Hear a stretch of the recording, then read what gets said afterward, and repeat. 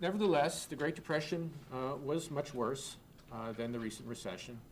And I think the view is increasingly gaining acceptance that without the forceful policy response that stabilized the financial system in 2008 and early 2009, we could have had a much worse outcome in the economy. Here's a couple of indicators just to close with a couple of graphs here. So I think this is an interesting graph. This shows the stock market. The blue line starts in August 1929, which was the peak of the stock market before the Great Depression.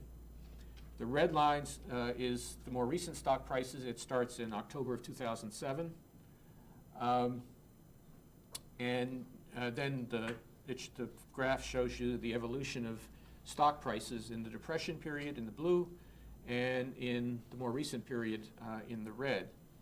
And the thing which is pretty striking here is that for the first 15 or 16 months, stock prices in the United States behaved pretty much in this crisis as they did in 1929 and 1930.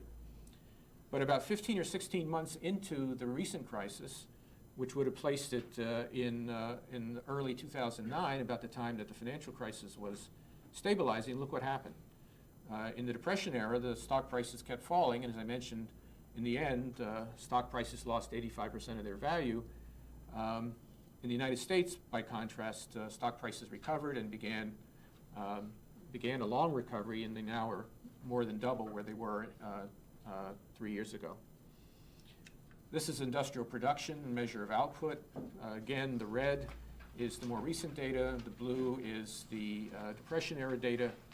You can see in this case that the fall in industrial production was not quite as severe, quite as fast as in the Depression, but you get the same basic phenomenon that about 15 or 16 months into the episode, about the time that the financial crisis was brought under control, industrial production bottomed out and began a period of steady recovery, whereas in the Depression, the collapse continued for several more years.